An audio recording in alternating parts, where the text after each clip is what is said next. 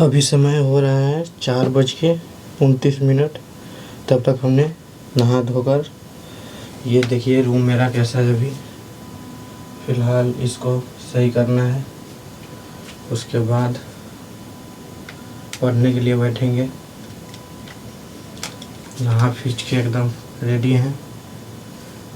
थोड़ा भगवान का आरती उरती करके उसके बाद एमसीक्यू करने के लिए बैठना है।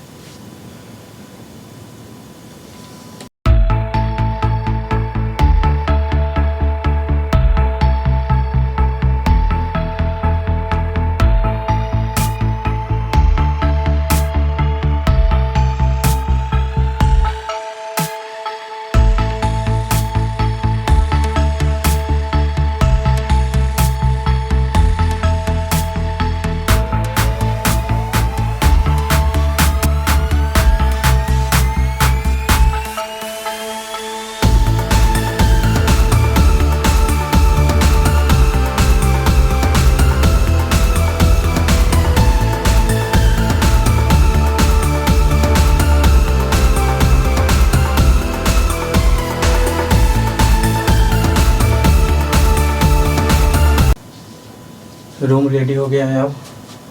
अब चलते हैं। अभी टाइम कितना हो रहा है? 4:39 यानी 40 मिनट। तो यहाँ पे टाइम दिया हुआ है 4:45 तक हमें पूजा ध्यान एवं माला कर लेना है। तो आज पूजा तो नहीं कर पाएंगे, माला भी नहीं कर पाएंगे, तो आज ध्यान करेंगे। तो चलिए ध्यान करते हैं।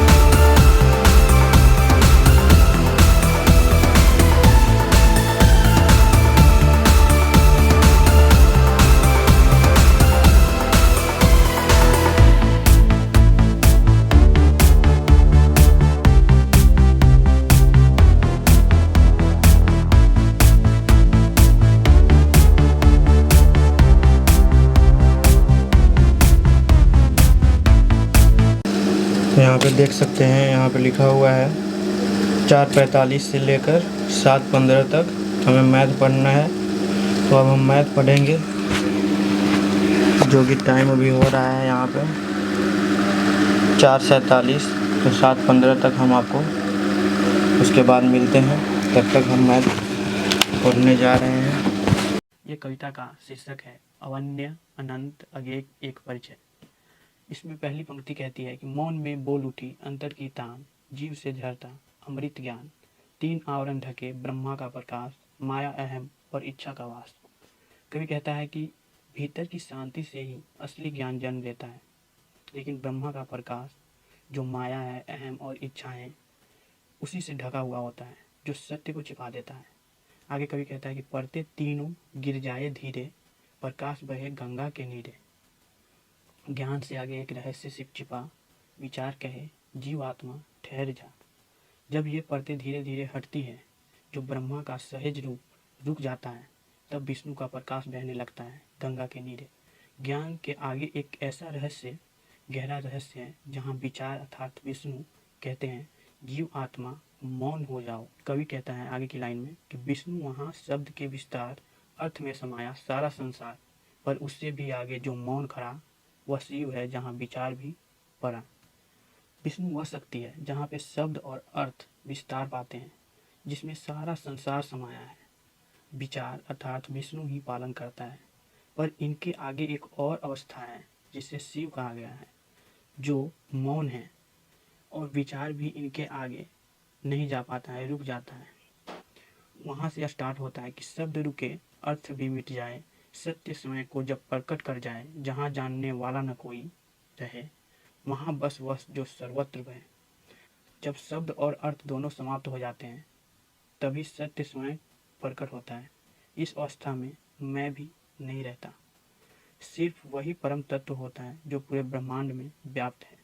आगे के लाइन में कवि कहता है कि ज्ञान वहाँ मौन में विश्राम करे, जीव वहाँ शिव में लय धरे, विष्णु शिव सब उसी में समाये, और उससे भी परे जो अनंत अगेय अवर्ण्य कहलाए।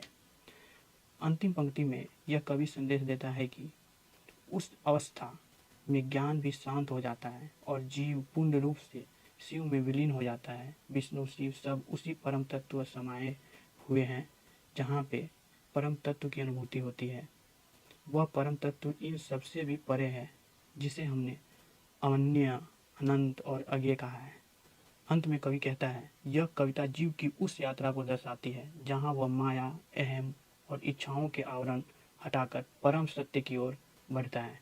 ज्ञान से आगे मौन में, जहाँ विचार भी समाप्त हो जाते हैं, अर्थात विष्णु शब्द का अर्थ भी नहीं रह पाता, बस वह विस्तार के प्रतीक बन के रह जाता है। शिव मौन, अर्थात वह मौन में चले जाते हैं और समाधि के प्रतीक बन जाते हैं, किंतु परम सत्य इन दोनों से परे हो जाता है। जब एक इंसान ये तीन आवरणों से हटकर विष्णु के प्रतीक में चले जाते हैं और विष्णु से यानी विचार से भी हटके मौन में जब चले जाते हैं, तब वो परम की अनुभूति होती है।